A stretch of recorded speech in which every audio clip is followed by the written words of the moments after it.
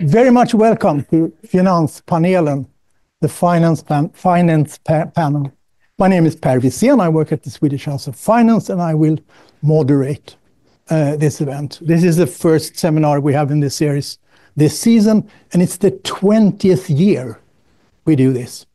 So the 20th season with Finanspanelen. We will not get nostalgic or anything, don't worry. The theme is the future of Europe's financial markets. And there are enough future problems to deal with, so we don't have to look at history. On stage, you will see Nicolas, Véron. You will see Stefan, Ingves, Kristin, Magnusson, Bernard, and Johan, Almenberg. And I will introduce them a little bit more than that when they come up to stage a bit later. And we always try in these seminars to get a private sector perspective, a public sector perspective, and an academic perspective of things, and we will do our best to follow that. And we also try to make a point of involving the audience. So the action is not supposed to be 100% up on stage. On the contrary, we really want you to join in the discussion. You don't have to ask questions. You can sort of have views on things and tell us what you think are the best solutions. So we would really appreciate you doing that. And also we have an online audience, and we are very happy. We can't see them, but we know they are here. And they can ask questions, typing in questions. And Nina Bruse and the team down there will, forward them to us later. So the setting is that Nicolas Véron start with a 20-minute-ish introduction. And after that, Kristin, Johan, and Stefan have a 7-ish minute each of comments. So that should take us roughly 45 minutes, provided that I stop talking reasonably soon. And then we will have 30 minutes for discussion on stage here and with you above all. So with that, Nicolas Véron, you are a very much appreciated guest here. You've been here many times before, and we're very happy that you keep coming back. Nicolas is one of the founding fathers of Bruegel, the very influential think tank in Brussels, and now lives, or at least spends a lot of time, in Washington at the Peterson Institute, where he has a seminar series that I watch a lot. And I strongly recommend it for anyone who is interested in those kinds of questions. It's a great seminar series. And Nicolas has written a lot about banking union, capital markets union, financial integration in EU generally. So Nicolas, very much welcome. The stage is yours. Thank you very much, Pehr. Indeed, it's always a great pleasure to be back here. And Bruegel started also 20 years ago, so we're celebrating joint anniversaries this year. I think there will be a bigger celebration event at some point later this year in Stockholm, but let's see. I will speak about the future of Europe's financial markets. As Pehr said, I work both at Bruegel and at the Peterson Institute, so I have a kind of view both from the inside and from the outside of the Brussels bubble in a way. I should also mention my other affiliations. I'm a board member at the Trade Repository arm of DTCC, that's deep plumbing of the derivatives market in particular. And I'm an investor in venture capital stuff called a new fund. So I will give a personal view. It will be selective. I will try to be holistic. I will not cover the entire ground because that's impossible, but I'll try my best. There's a long background for this. We're not, there's a new motto in Brussels, as you know, Savings and Investments Union, but this is not a new conversation.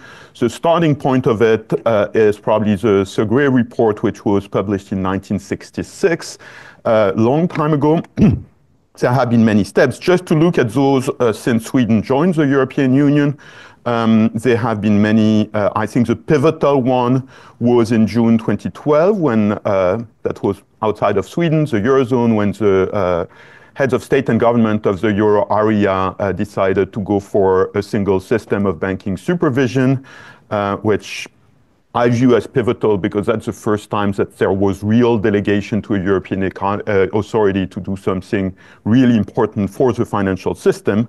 But there have been a number of crisis events. I mentioned Brexit, I mentioned money laundering cases, which are familiar here as well, that have shaped the current landscape. And indeed, the current landscape is a complicated one, in which we have largely harmonized regulation. Even so, by regulation, I mean the rules that apply to financial services, entities, and activities. But the degree of harmonization is very variable depending on areas.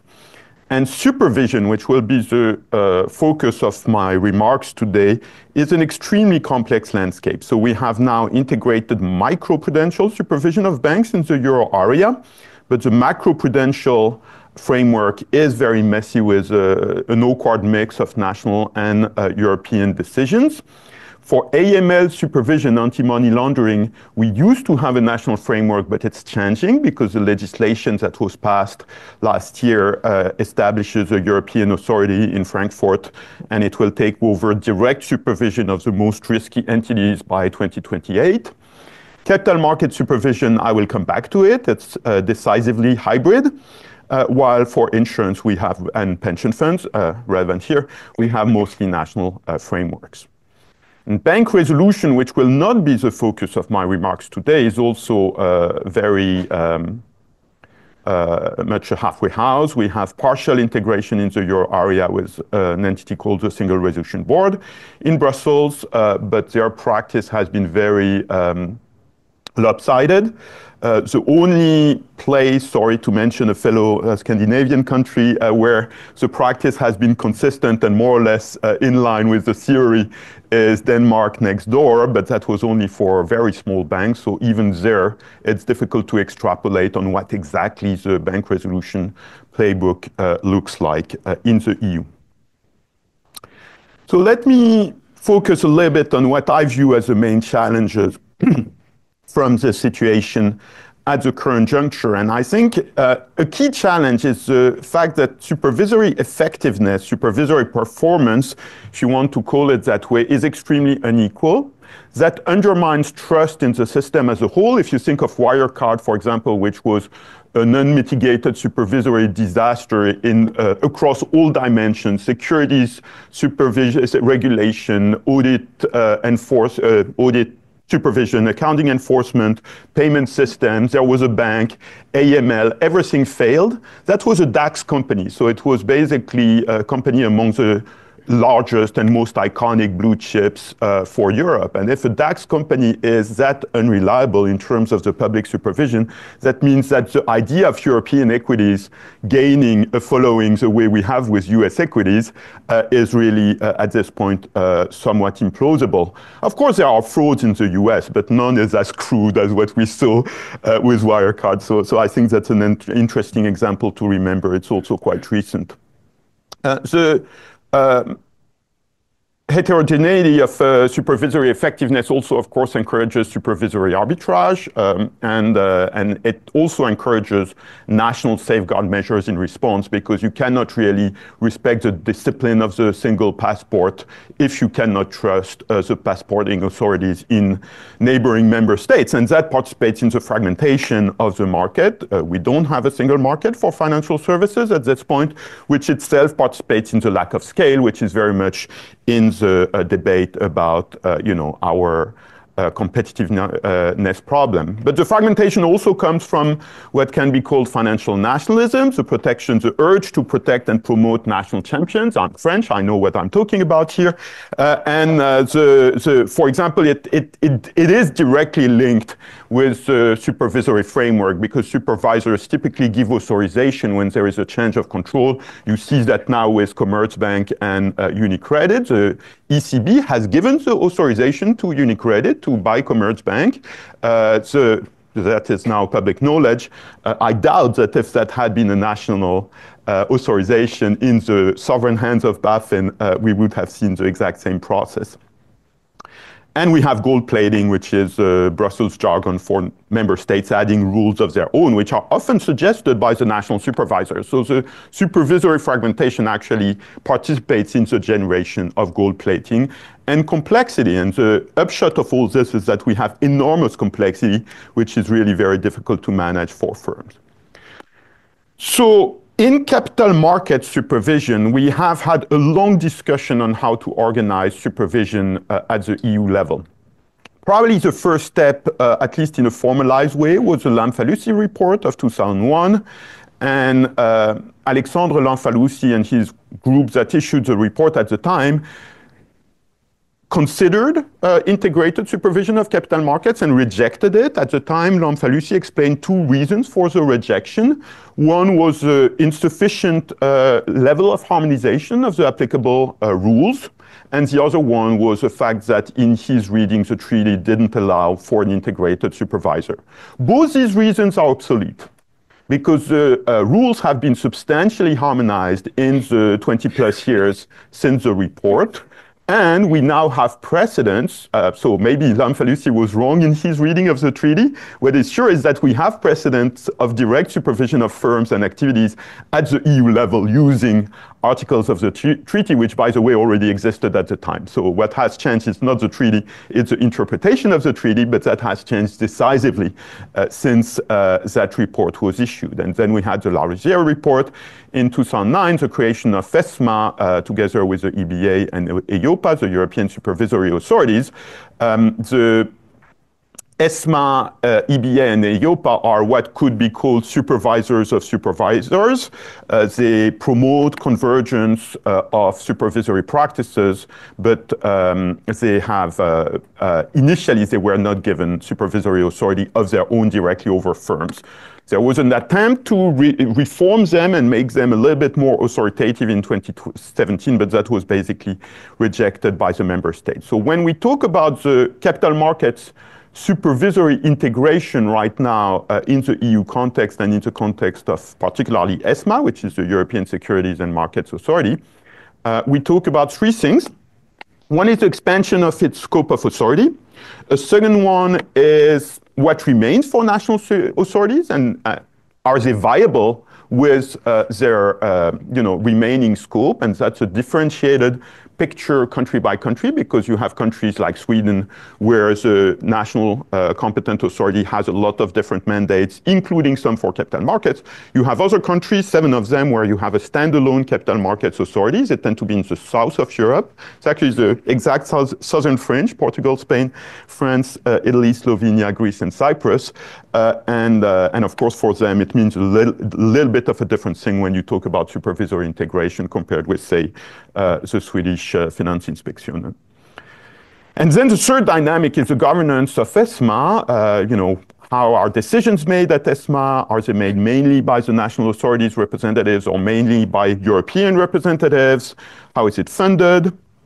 And also a rising debate to which I will come back, which is, should ESMA have a local presence of its own in the different member states? And I think a lot of the debate is moving that way, because it's becoming a little bit more concrete in terms of what does it really mean to have a stronger, more empowered ESMA. So there are a range of options here. I will partly repeat myself. In the past, we had national supervision with non-binding coordination in the Lamfalussy process. Right now, we have a messy hybrid of national and EU authorities. ESMA has direct supervisory mandates for things like trade repositories. That's why I mentioned my affiliation with the one of DTCC at the beginning. Also credit rating agencies, a few other things. National authorities are still the most important ones. The supervisor of supervisors concept has a decidedly mixed track record. You saw that, for example, in anti-money laundering, when the EBA was incapable of making forceful decisions in cases like Danske Bank. Let's talk about the neighbors again in 2018. So basically, the debate as it is now is about two options. One which is more incremental, still having a halfway house, but a better halfway house. So basically talking about more powers to ESMA, which inevitably means a bit less for national authorities. And what does that mean for the organization of the system as a whole? And then you have more radical options, which is to say, well, if we want to reduce complexity, why don't we just have a unitary organization, which means that ESMA would have national offices. That means the transition will be long and complex. It cannot be a big bang. But at the end of that long and complex transition, you would have a much streamlined process that would allow business to have much more visibility and decisions to be made more quickly. So let me give you a couple of quotes. This was an important speech by ECB President Christine Lagarde a year and a half ago in Frankfurt. She said, basically, she started that round of the debate. Again, the debate is not new, but this round was started largely by that speech when she said a European SEC, which by the standards of the very polite discussions we have in Brussels is a very strong way, forceful way of putting it. And then you had the Letta report in April last year. Sorry, this doesn't seem to work. Yes, where Enrico Letta, in his report on the single market, suggested essentially an incremental reform with ESMA having more independent management board members together with the national representatives, and therefore you would have something that would resemble the way it's organized at the Governing Council of the ECB for monetary policy or at the Supervisory Board of the ECB for banking microprudential supervision. Then we had the Draghi report in September of last year. Sorry, I still struggle with that. Which basically said the same thing, something along similar lines as those of the ECB Governing Council. And then, interestingly, we had Lagarde again 1 year after her European SEC speech, suggesting this idea of a network of offices in the member states. Very laconic. She just put one sentence, but she put that idea again on the table for further discussion. So now we have a new European Commission. As you know, given the political winds in Europe, a lot of the rhetoric is about reduction of unnecessary administrative burden. So the emphasis on simplification, streamlining, making the framework more understandable for business is very much front and center. And indeed, on sustainability-related reporting by corporates, as you know, in the Omnibus initiative, there has been early action of that. The motto of the Commission is not deregulation, so that's a big difference with the US. It say we are not deregulating, we're not lessening, for example, capital requirements, but we want to make them simpler, and the same across the board. So the Commission has signaled ambition on capital markets and on banking, which is also important.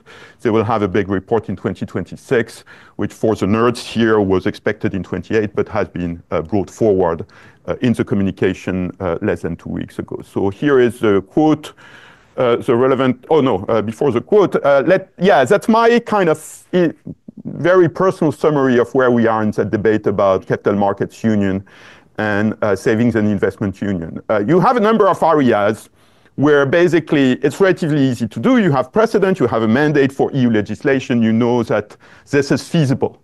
Then you have things that have a lot of impact. There's a little intersection between the two. So you know, I've been told that Venn diagram is now the way to explain things. And so I'm trying my own, which is to say that in the debates of capital markets union, and there have been a lot here in Stockholm in the last 10 years, as well as in other places in Europe, we talk a lot about insolvency law and taxation and housing finance and pension finance, but the EU doesn't really have a mandate for that.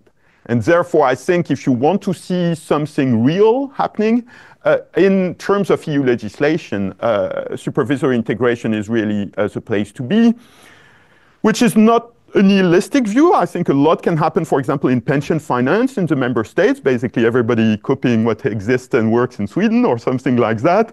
But that's national action, not EU legislation. So here the slide is really about the scope for action at the EU level through the legislative instrument.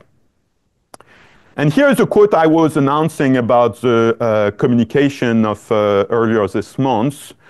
You can see that the Commission, Commissioner Albuquerque here, is kind of tiptoeing around the issue, saying, to have harmonized supervision, which itself is a euphemism, you don't necessarily require a single supervisor, but actually you do require a single supervisor in a number of circumstances. So essentially, she's signaling, or the Commission is signaling, that they will make proposals in that direction, and that this will be a focus of the debate. How incremental or radical the proposals will be, including along the differences that I mentioned between, what I call the better halfway house or a more streamlined framework, we'll see. Of course, there are people who say, well, the Commission tried that in 2017, it failed, so why should it succeed now? I think there are four main reasons.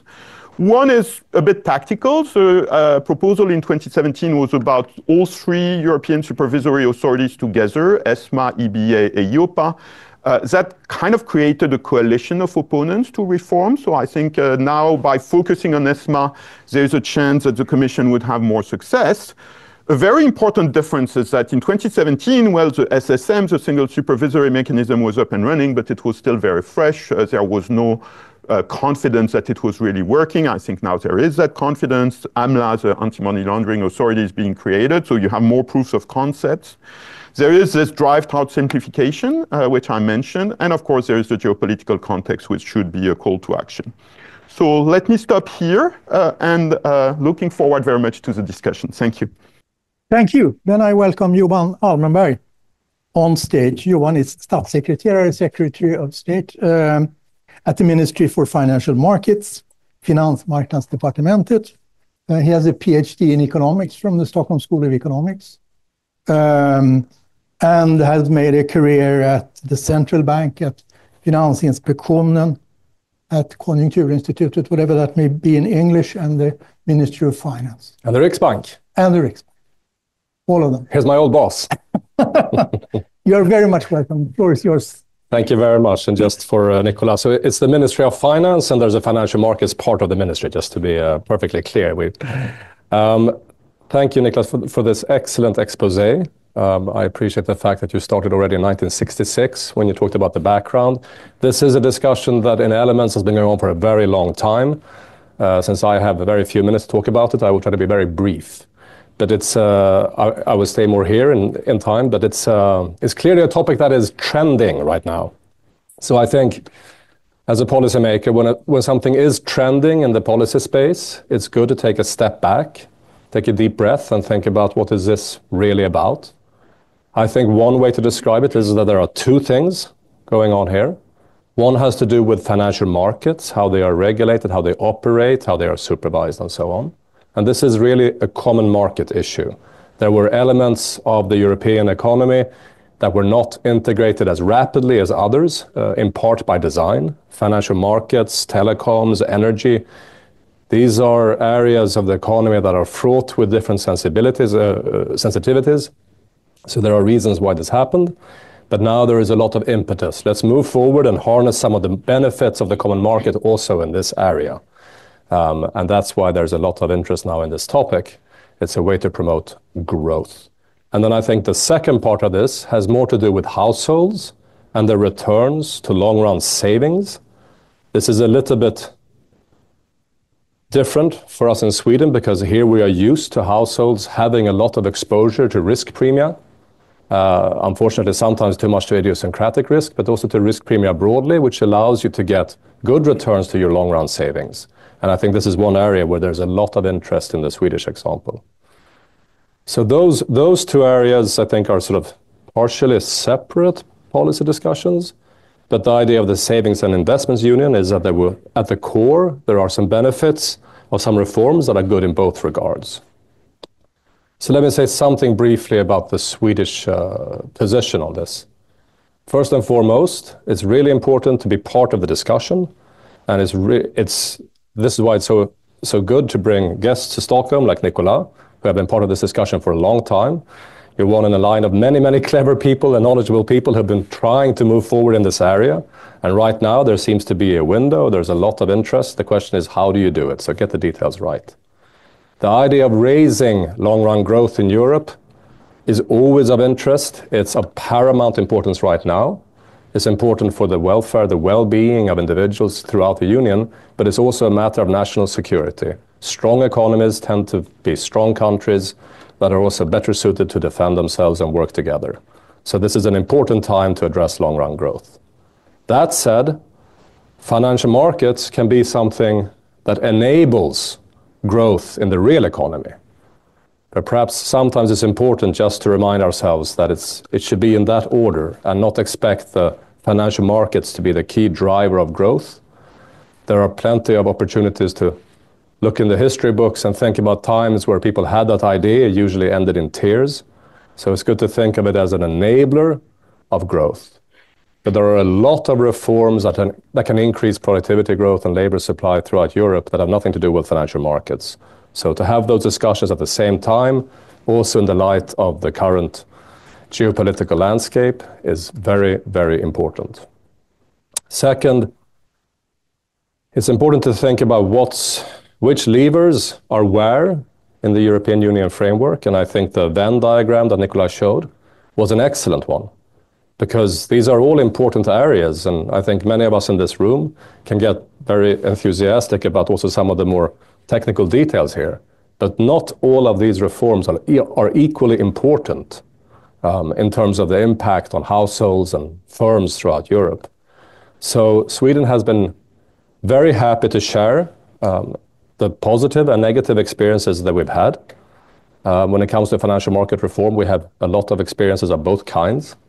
We tend not to brag so much in Sweden, but this has certainly been an invitation to talk about what works, and we've experienced a very, very strong interest in some features of our system, and we're very happy to talk about it at any opportunity. A lot of discussions have been going on. I will mention a couple of particularly important areas. One has to do with the tax treatment of savings. Now, for the withholding tax, there is something at the EU level.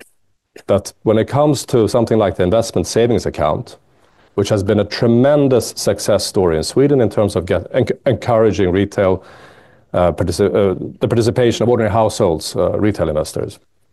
So the investment savings accounts, that is tax policy at the national level. That's not a reason to avoid the topic. It's not a reason to not have that discussion in a European context. And I've had very good discussions with several other people from France, very good discussions in Brussels, very good discussions in other countries in Europe that are really interested in this product. So I'll say a bit more about that shortly. The second feature is pension systems. Again, this is a matter of tools that are at the national level.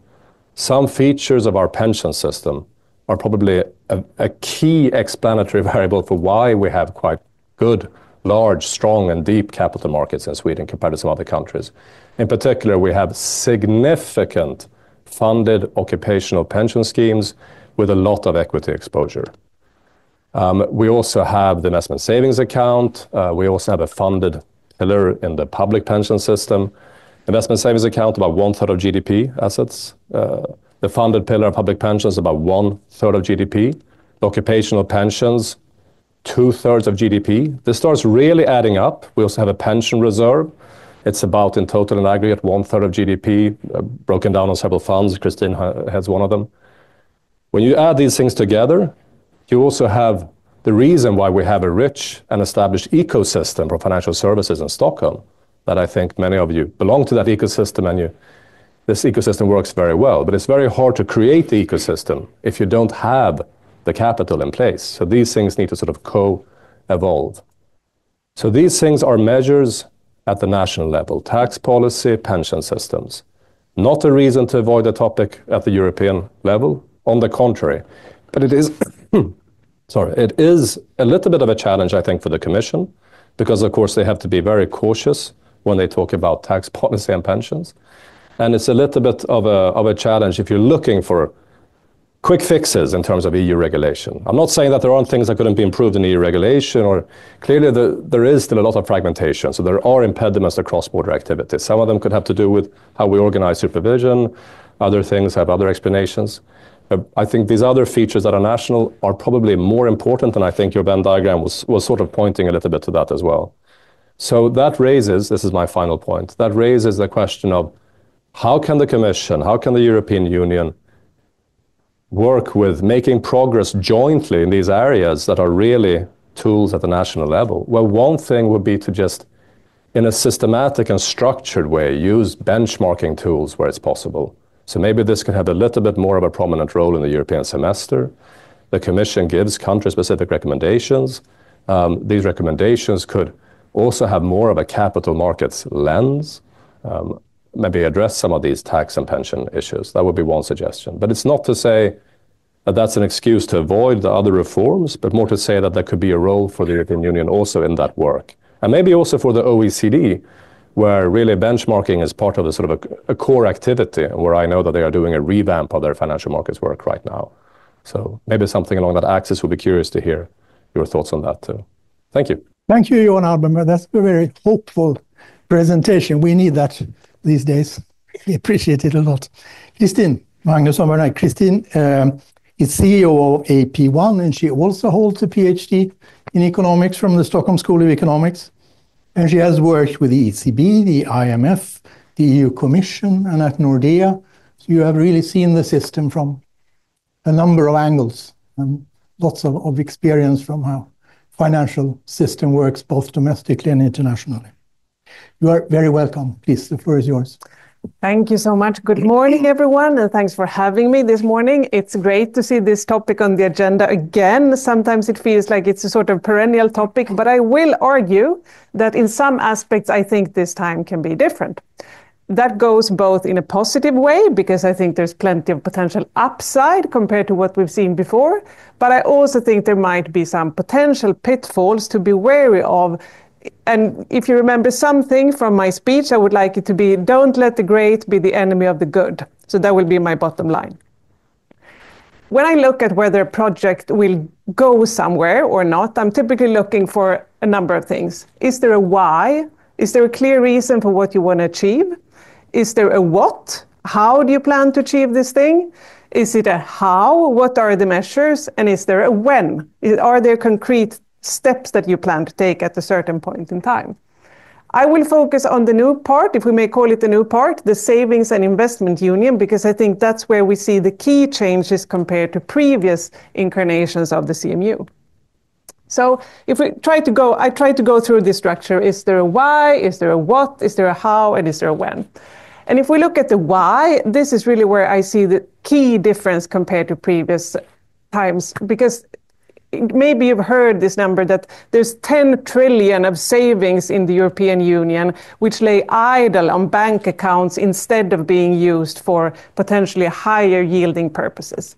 This is first of all, a missed opportunity for the households and the pension funds that do not invest in these assets, but it's also obviously a lack of capital for the firms that could benefit from these sources of funding.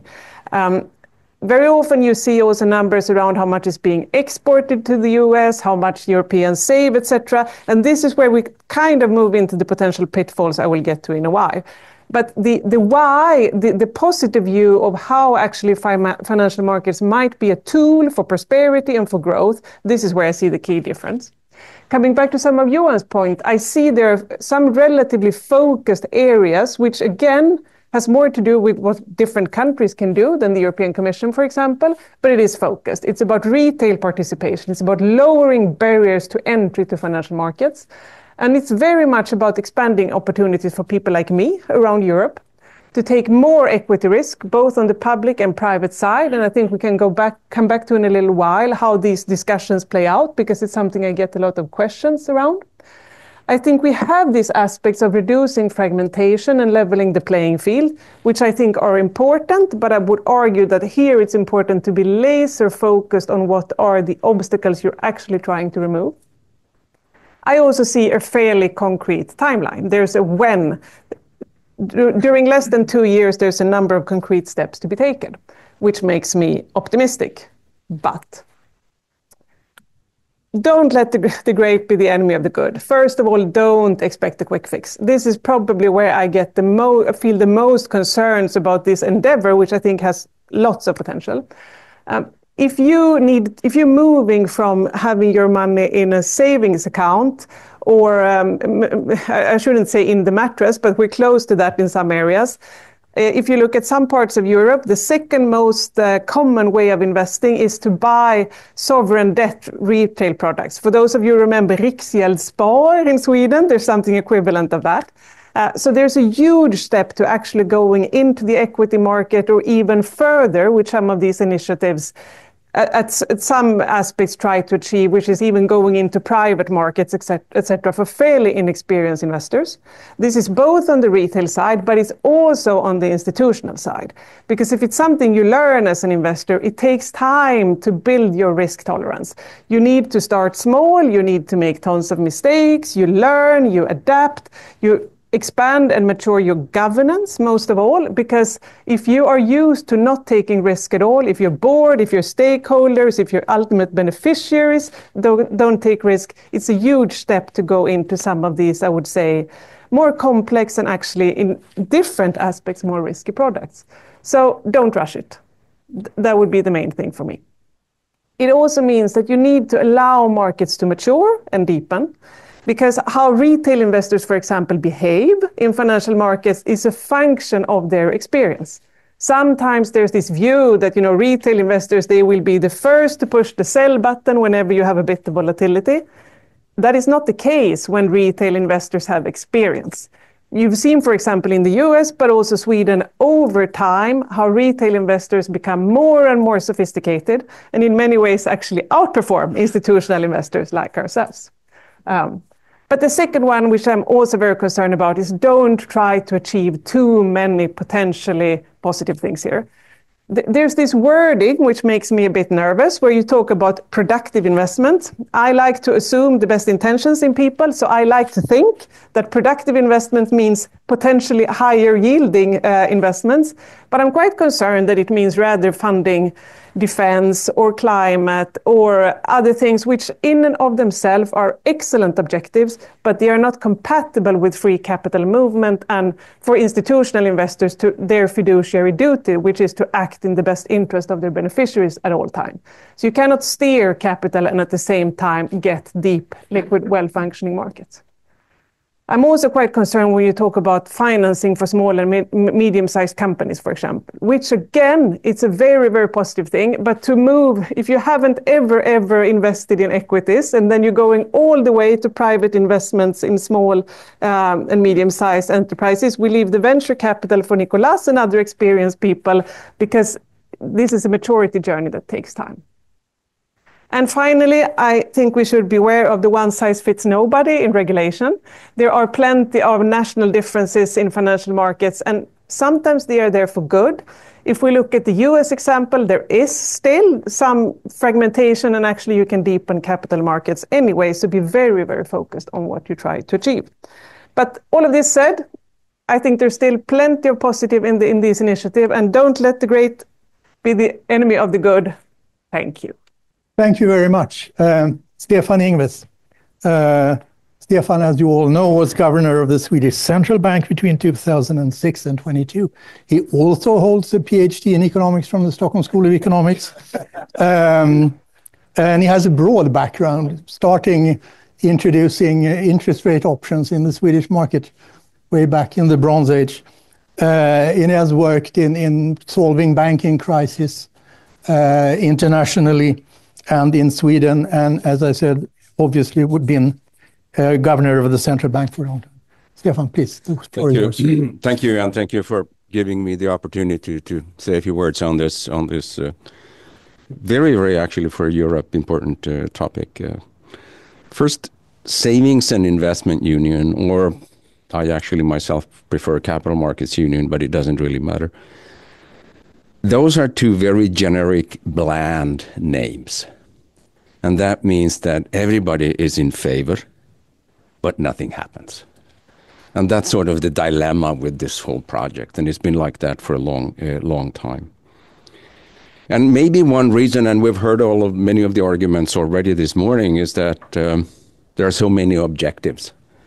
And that means that when you talk to ultimate decision makers, they have many different things in their heads at the same time. And that means that it's very, very hard to create a consensus and to get things done. So it's important to understand what we're talking about. And I use the term financial plumbing.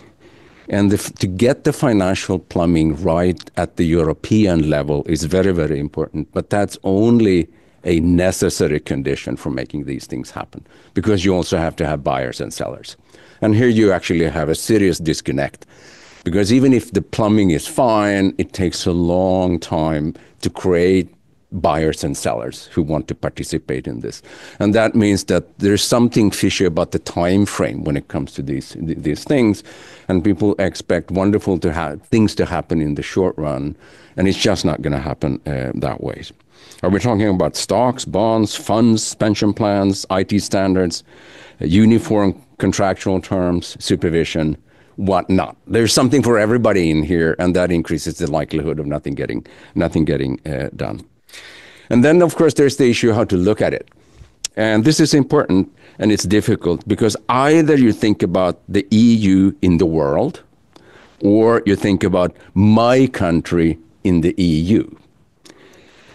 And I'm always in favor of choosing the former, because that's what matters in the long run to all of us. But most politicians, due to their normally short-sighted local instincts, they choose the latter, and hence very, very slow progress on this particular topic. That, of course, raises the issue on what to do, and I'm going to present a kind of a verbal Venn diagram dealing with this particular issue. I'm going to mention 4 different things. The first issue is that you need to get the technical plumbing right. And what is it that I'm actually talking about? I'm talking about back-end systems. What is a back-end system? That's where the assets move back and forth and where the money moves. So I'm talking about Target 2 Securities, which is operated by the ECB. And Swedish wisdom more than 10 years ago was to say, no, we don't need that stuff. And that was a bad decision in my view. We're talking about central securities depositors and the need for them to be able to communicate crisscrossing Europe in one form or the other, clearing systems, and a whole bunch of things like that. So you need to get the technical plumbing right. We're talking about front-end systems.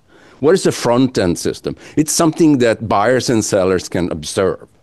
And there, for example, what is called the European consolidated ticker tape, which is for the private sector to actually produce. It's a very good project, because without that, you wouldn't really know what you're buying and selling if you're in different parts of Europe. The other part of it is what I call legal plumbing. You need to make sure that you actually understand the various legal frameworks, and if you don't understand them, maybe a shortcut is to create European legal frameworks on top of everything, on top of everything else. And that is also important, because you have to have eventually at the end of the day, which are referred to uniform listing requirements, just to make one example, so that you understand what you're buying. Because otherwise, I advise you to read Ockerlev's famous article, The Market for Lemons. And read that article, and you will realize that it ain't going to happen unless you sort these things out so that you have uniform information. So that was legal plumbing. And then you have to look at the rules among buyers and sellers to make sure that it's actually possible to issue paper and it's possible to buy these things. And if those rules are not in place, then you still have an issue. And then the fourth issue is the one also that Nicolas talked about, and that is to create a pan-European regulatory framework, which is basically turning ESMA into a stronger institution compared to what we have had in the past. And given that by now, I think most people argue that the SSM wasn't a failure, it was actually a success, there is a sort of one way of actually taking this forward in terms of you actually do the whole thing. And then, in my view, we need to create a risk-free European, pan-European yield curve. Most people think that this is heresy, but it is not. It is absolutely necessary in the long run, despite all the political pushback. And to do that, we should set up a European debt office, and it needs to be outside the Commission, because the Commission is too close to the politicians. And when I say this, most people find it absolutely shocking, but it is necessary to do it this way. Now, the Commission produced a paper about a week ago or something like that, and it has a to-do list with an appendix, which is long. I've read this several times, and I've also tried to read the paper. And given this, despite my having been in the business for a long time, I just can't understand what I'm reading. And that means that there are some serious communication problems when it comes to selling these concepts, because it's just so technical. But having said that, this is clearly doable. And at the same time, we need to be mindful of the fact that if we are in favor of free capital flows within Europe, and that has been the case for a long, long time, if you combine that with national markets and national supervision, that is not a stable long-run equilibrium. That is going to go wrong sooner or later in one way or the other. So basically, my argument is that let the plumbers do the work. The way they did it in this country started in the 80s, and we have been at it for a long, long time. And in my view, Sweden is only half a member of the EU, so do not expect a lot of enthusiasm probably on the political side when it comes to these things. But do pick our brains, because we do know how to get things done. Thank you. Thank you. I would like to have the whole panel up here. And maybe, Nicolas, if you have any comments to what you heard. No, I mean, I agreed with everything that was said. I don't have a lot of fodder for polemical, antagonistic confrontations here. The reason I focused on supervisory integration indeed is the Venn diagram. I believe that should be the focus of policymakers and especially legislators at the EU level. I think it is actually the focus of the Commission to a large extent. So if you read the long text that you mentioned, Stefan, with a kind of very trained Brussels bureaucratic eye, you can see that this is the thing that springs out of this extremely bland document in a very vivid way, if you're really trained. So essentially, this is to say I spoke as a Brussels person, not a bureaucrat, but a Brussels person, and that's the reason for my focus. Somebody else? Comments on? Well, maybe I could share a little bit of the experience of setting up the macroprudential part of the ECB, given that's something you referred to. So one of my previous jobs was actually about setting up the macroprudential part of the ECB, which is just one sentence in the SSM regulation. Okay. It almost feels like a little bit of an afterthought, you could say, in the way the regulation is written. And this is a shared competence between member states and the European Central Bank. They have different tools and they're allowed to make different types of decisions. And this, I would argue, much like you say, is probably the hardest way to go about this. So if you share competences, and in some way or another you will have to do this, I think, it has to be very clear who decides what and what happens when you don't agree, because those are, so to think about when things don't work when you design the regulation, rather than, if I may be based on the hopeful Brussels speak, because I think there's a real concern that you're trying to compromise too much. Okay, plus. And in the case you mentioned, macroprudential, there's been an additional element of complexity, which has been the rivalry between the two towers of the ECB in town in Frankfurt. So this is really for the nerds, but it actually plays a big role. So this framework cries for clarification of responsibilities, and I would say streamlining. I was too diplomatic to bring that up. Okay, time for the audience. Yes. Please say your name and affiliation and grab the microphone. Martin Blåberg, Handelsbankens forskningsstiftelse. I've always thought when following this whole debate that it's been, the EU has always been trying to achieve common regulation and supervision, and then thinking that with that we should get integrated financial markets, which is pretty obvious now 25, 30 years in this that it doesn't really happen. So it was very refreshing to hear Stefan not only pointing to that, but also to a lot of other things. But I'm curious, who really needs to push this development further when it comes to these other initiatives, when it comes to plumbing? Is it the EU Commission? Is it national politicians? Or is it the private sector? And who can really be able to push this forward in your views? Okay, where is the engine in the system? Stefan? No, the problem is that there is no engine. And that's why these things don't move. And if you have sort of islands of national interest, and you actually have those islands of national interest, both on the public sector side and on the private sector side, and that's, for example, why you people here came back more than 10 years ago and say there's no need to join Target 2 securities. And of course, if it's like that all over Europe, things just aren't going to move. But I do think it's helpful to have the ECB. I do think it can be very helpful over time to create more of a sort of a pan-European ESMA, because you actually need to have somebody focusing on these things. And as all of us have noted, it takes a long time to do these things. So somebody has to have sort of this objective in front of their eyes probably for years and years to come. Does everybody agree that the car has no engine? Johan? I was also going to use a car metaphor, so now we're going to mix some metaphors. I've used this expression before. I think it's easy to see that there's a lot of fragmentation in the financial landscape in Europe, perhaps especially in the post-trade. Stefan mentioned the Värdepapperscentraler, the CSDs and so on. But I think if you look at the owners of those businesses, there's really been a lot of consolidation going on in the background, but higher up, so to speak. So it's a sort of consolidation under the hood.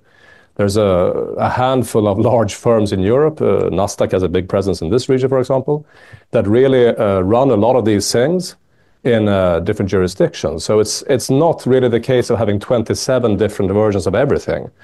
And what does this mean? This means that competitive pressures are probably working better than they would if it really was a case of having just 27 versions of everything. And we are seeing more of that, certainly, that kind of consolidation. It also means that something is important, and I think Stefan touched upon this, but with different words, is this issue of interoperability. Make sure that if you're accessing a system from one point, you should be able to also do things over there and over there and over there. If those are different businesses with different owners, that shouldn't be a barrier. It shouldn't involve very much higher costs and so on. Then you can reap some of these benefits of the common market without necessarily having to go to one single CSD or these other things which are being discussed. Second, I would just say with supervision, of course, there are two corner solutions. Everything national, 27 versions of that, or everything at ESMA. But there are lots of steps in between. It's clear that there is a lot of divergence in Europe in terms of things like the supervisory approach, the culture even. This makes it a little bit difficult to centralize everything because the idea of what is being centralized is quite different in different member states. But also things that perhaps are more sort of pedestrian, like reporting requirements. Maybe this is somewhere where we could have more of a discussion. Could we harmonize reporting requirements? Could firms report data to a central node like ESMA, and the national authorities can gather their own data from there? Then if you have a lot of activity in different jurisdictions, you only have one interface, for example. I think that's an interesting discussion. Kristin? Thanks very much. Back to your question. To me, the engine must be the belief that actually we are poorer, we have worse firms, we have less good jobs, etc., and lower growth in Europe because our financial markets do not work as well as they could. So you have to start with what is the end objective? Well, that's a benefit to society at large, and we think that financial markets is a way to get there. I think there's some change there, but I don't feel still that belief, that sort of core belief in how you organize your economies, if you will, is there in all aspects. And I think you can just look at the mission statements of the SEC compared to ESMA, for example, to feel some of that ambiguity. If you look at the SEC, it's about the benefits that well-functioning financial markets bring to the economy at large. It's definitely about investor protection, but there's not the preconception that necessarily investors are somehow being mistreated. If you look at ESMA, there's all about we need to preserve financial stability, markets are inherently unstable, we need to enhance investor protection. So there is sort of a core ambiguity whether you think at the very, so to speak, depth of your belief system in a way that markets actually bring growth and prosperity. And I think if you have that belief, the other things become a lot more easier. But if you're a bit on the fence, so to speak, it's actually quite hard also to design supervisions, because what are the risks you are really trying to handle in a way? Isn't there a case for improving financial literacy as well? I mean, back to what you talked about earlier, if we want people to buy more equities, they need to understand equities. Absolutely. And back to a pre-discussion we had over coffee, that goes for all levels of society in financial markets, for example. It's not only the retail investors, definitely not. Sure. It very much goes for institutional investors and the stakeholders around them. It's been fascinating to have conversations with my European peers, because one of the questions I'm asked a lot is, but Kristin, what do you do when the market goes down? And I say, well, you know, markets go down. That's what they do. Or they go down, and over time they go up again, because that's our belief. And if we are prudent, if we diversify, over time this will bring prosperity. But there might be protracted periods when they go down, and very much sort of the conversations stop there and then. Because do they like your answer? Or? Well, it almost like that's why it gets hard to bridge the conversation, I would say. But this is, to actually have that risk tolerance. It's not something that you build easily or quickly. Because in this country, I think we've done it for a long time. I mean, improving financial literacy. To Johan's point, it's been decades. Yeah. Johan? I think it's always good to improve financial literacy, but I'm not sure we're ever going to raise it to the level where everyone is well equipped to analyze equities. I think it's really interesting to look at Swedish occupational pensions. This is the biggest part of Swedish households' exposure to the equity premia. So there you have an intermediary that negotiates fees on your behalf. The fees are very low. That solves one of the biggest problems for retail participation, which is that a lot of the returns tend to be captured by intermediaries. Moreover, you have a solution to the time horizon problem. Investing in equities is not for the next 3 or 6 months. It's for your long-term savings. So the occupational pensions are very well suited to this. And finally, they also ensure diversification. You don't just have stock in your own employer or something like that. You have broad portfolios. I think that's addressing some of the pitfalls for savers.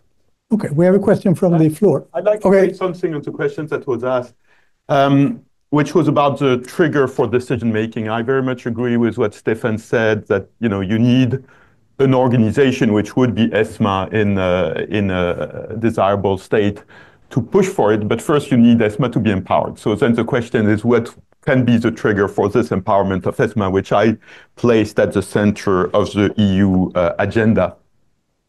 I think actually there's a very simple Brussels response to that question. And it's kind of, in the weeds of the process, but it's very important. The decision has to be made by heads of state and government, not by finance ministers. Because precisely the kind of trade-offs that both of you, actually all three of you mentioned, which is you have to think about the economy as a whole and not just the protection or promotion of the national financial sector as intermediaries. That trade-off can be made by heads of state and government. It cannot be made by finance ministers. So here is a piece of plumbing advice for that decision-making. Okay, thank you. Urban. Yes, Urban Finred from the Swedish Securities Markets Association. Coming back to Kristin, your comments about when, what, etc. I think a big question is, of course, in what?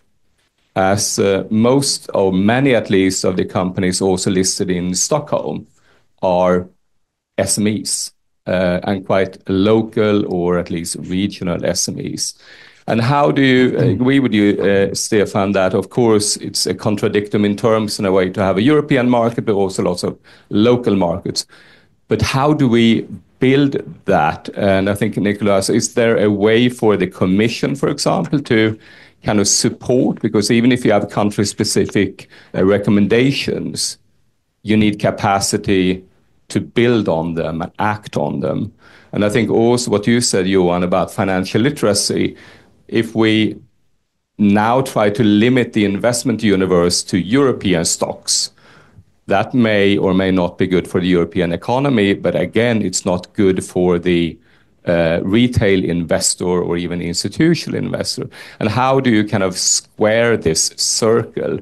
I don't think that supervisors can do the trick. What can the Commission do? And will we ever get agreement at heads of state and government level, as you said, when we have quite a few, only a few, well, really developed capital markets when most are not really interested? The question where the engine is again, yes? I think it was posed to Nicolas, and then okay. I would say, if you look at SMEs in general, those that are missing out the most from the current situation are not the Swedish SMEs, because you have that environment in Sweden. So then you have to think of essentially the whole southern and eastern range of the European Union, which is the majority of member states, where SMEs, frankly, are very poorly served by the system because capital markets are underdeveloped. So it's very paradoxical that many of those countries, to have a little bit of a constructive difference with Johan, actually have these fragmented post-trade and trading infrastructures. They have, national stock exchanges, national CCPs, national CSDs, which very often, by the way, are state-owned enterprises. And they're the ones who defend it maybe the most viscerally, it's impossible to think of a successful put your name of a post-communist country if without the national stock exchange, not the Baltics, but further south. But there are the countries where the SMEs are most missing from the action in terms of capital markets. Yes, you have one or the other success story of a Romanian firm making it big through an IPO, but generally there is very little of that activity. So my view is that those countries that are defending their national infrastructure most are actually the ones who would gain the most from an integrated system that would provide a bigger pool of capital for those companies that seek external or that need external capital. If I may add to that, I think a key thing to look at is the decision for a company to list or to stay private. And that's actually a decision that we see also in the Nordics and also among fairly large firms. And we see a tendency to more and more companies staying private, not listing, as they scale and as they expand. And part of that is also due to some of the reporting and transparency requirement, which it takes to be on the stock exchange, which tend to be a bit lighter if you stay private. And I think it's important, coming back to Johan's point also about reporting, etc. This is actually a place where you could look at, is there a level playing field? There's a risk that we ask so much of our listed companies that companies actually won't even list. And then we haven't really solved the problem. So I think that's an area where also for us that it's important to look at whether these are really compatible. Okay. Yeah. Just let me add to that on the one hand, with the fragmented system, clearly we would like to see a more European system. But at the same time, we do not have foreign exchange control, so people can invest whatever they want. And that means that one shouldn't forget that dimension. And clearly, when it comes to MiFID, for example, and the whole conversation about clearing has been a disturbing one, which has not really so far led anywhere. Where on the one hand, you argue that you have to do the clearing within the EU. On the other hand, you just kind of kick the can down the road, and somehow mysteriously the clearing continues in London.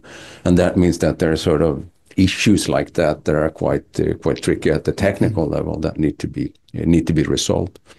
Thank you. I'm Maya Jolas from the European Commission. There's an office here in Sweden, and I'm the economic advisor there.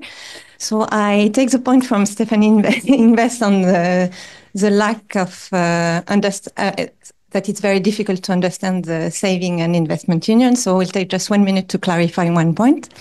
So there's a confusion maybe on what is this new proposal that came from the Commission on the 19th of March and the Capital Market Union. So the main difference is that we're encompassing the banking union at the same time as the Capital Market Union. So those two are together in one proposal, which in fact makes a very big difference for Sweden, because Sweden is part of the Capital Market Union, but not part of the banking union. So there are proposals to achieve the banking union, which will be very difficult because for those that follow the topic, we've been blocked since 2015 by trying to find a backstop to the European to the resolution fund. And a lot of issues that were discussed today are in fact part of this proposal. So if I were to talk about the different pillars, one of them is about creating increasing financial literacy in Europe so that we would come closer to what is happening now in Sweden, so that capital markets could be as developed outside. There's another element which I will try to express in a more understandable way. The fact that there are still barriers to how the internal market works. So they're trying to identify, the colleagues, what should be improved. And the last one, which is discussed today, is about supervisory mechanisms and trying to see how we can improve and looking at the different parts of the financial markets. But then I have one question to our panel. Here we are focusing essentially on ESMA, and we're seeing that there could be a sort of common authority. So how do we basically maintain a sort of consistency in terms of supervisory if we're basically based in different member states? Because what I've seen and I know Kristin as well has worked in Brussels, and I've worked in Brussels. I mean, there's always this this trade-off between centralizing and decentralizing, and you want basically to treat all the different countries the same way. So how do you tackle this if you have one ESMA head office and then different branches? Who are the ones that take the final decisions? So for me, it's interesting as a policymaker to understand how you perceive it. Okay, who wants to? Well, I can go first.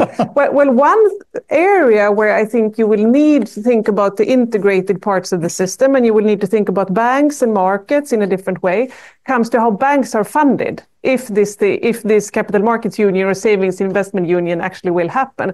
Because today we have lots of banks in the euro area, especially funded by retail deposits. So some of these idle deposits are actually bank financing. If they move into capital markets, well, these banks will need to be funded in a different way, or they will need to close down because, as we know, we have a too large and not sufficiently profitable banking system in parts of Europe. So that will also create these linkages between the markets, between the banks, which we are a bit less used to seeing. We think a lot about the banks and the sovereigns, but here you will have different types of linkages, coming back to Stefan's point about the potential instability, etc. And there will be a clear need to think about what are the systemic issues, like we like to call them in technical jargon, the things that matter for the economy and the European Union as a whole. And that's where you will need to have some sort of oversight, because otherwise you're unfortunately potentially back to the euro area crisis. So I would think about, okay, where are the linkages and what really matters, and try to make sure that you have the decision making at that level. Johan? I think it was a good word you used, the trade-offs. Clearly there are pros and cons for having supervision decentralized or centralized. But I think some of this is about the time frame as well. How long does it take to achieve a certain convergence? And right now I think there's still a lot of progress that can be made there without centralizing supervision, really. One could think about supervisor convergence, one could think about reporting requirements, things like this. So much progress could be made without really going to the corner solution in this area. So again, I have to have a friendly difference here. Johan talked about two corner solutions, all national, all European. So all national solution is not where we are. So we're already in a halfway house. There are a number of segments that are directly supervised by ESMA, by other supervisors. So we have a hybrid system of national and European. Nobody really seriously wants to go to all national. So that's not the corner solution. So one corner is the current hybrid, the other corner is an integrated system. I think we should be honest about that. The other point is about the supervisory convergence. We've been working at supervisory convergence for 24 years and counting. So Lamfalussy process was supervisory convergence. So 24 years, that's a long time. It's a generation has passed, and this method has not delivered. So I think we should also be honest about that. It failed. It failed very visibly in anti-money laundering a couple of years ago. That was plain for everybody to see, and that's how AMLA, against many expectations, was created, because it was completely obvious. But the mechanisms are the same for capital markets supervision. So I think we should recognize that failure in terms of how we can move forward.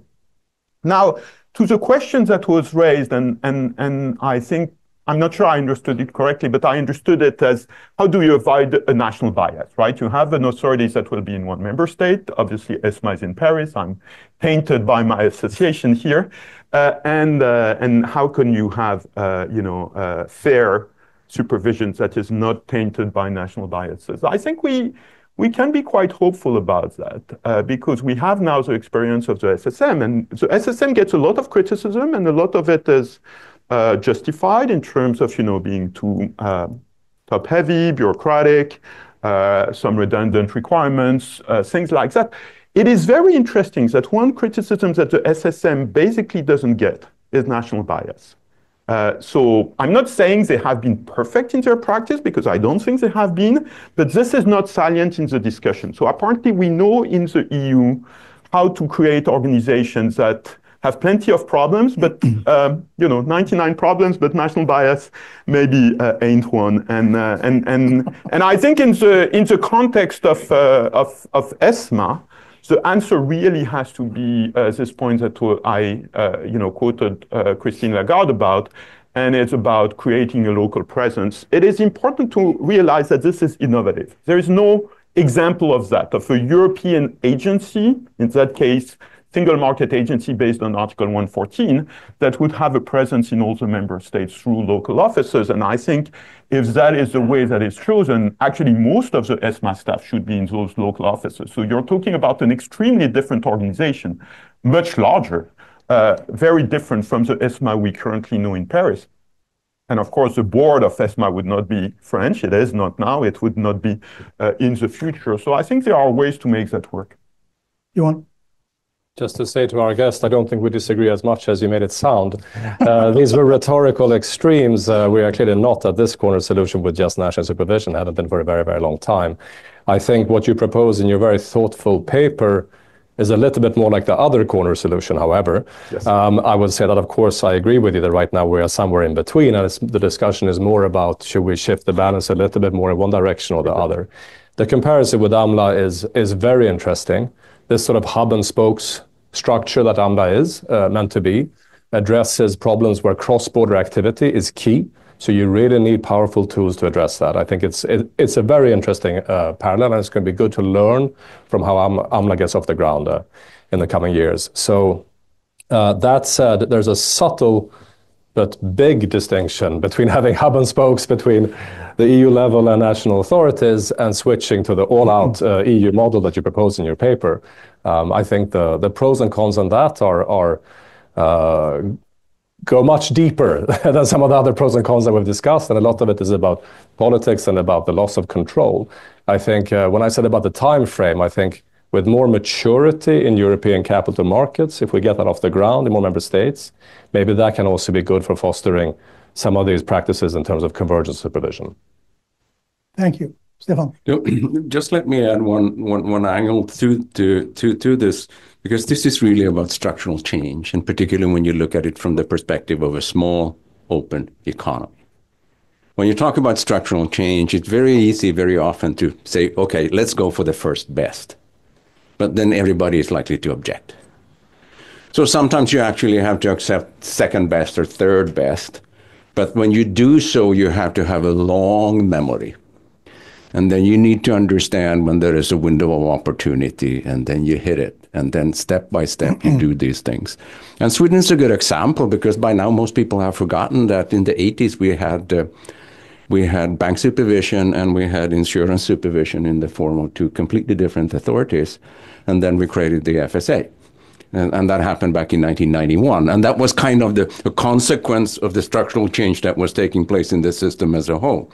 Now, what we're talking about is essentially the same issue, but from a European perspective. And then it's likely to happen gradually in one form or the other. And you can be against that, but it's going to happen anyway, because the plumbing is actually almost already pan-European in one form or the other. And you can fight that, but then you end up being a loser, or you can be in favor of it, and then try to be ahead of everybody else. Let me finally mention, I'm so happy that no one except you from the Commission has mentioned the banks. Because this is not about the banks. And it's very, very important to keep that in mind, because I've met so many bankers over the years in Europe who basically try to tweak the capital markets union into something which favors the banks, which is essentially about lowering the capital charges. And this is a completely different topic. Okay, I have desperately been trying to figure out questions that are short enough. Of course, we have 1 minute left, but that's not doable. So let's call it today. Thank you very much for coming. Thank you, panel, for a great discussion.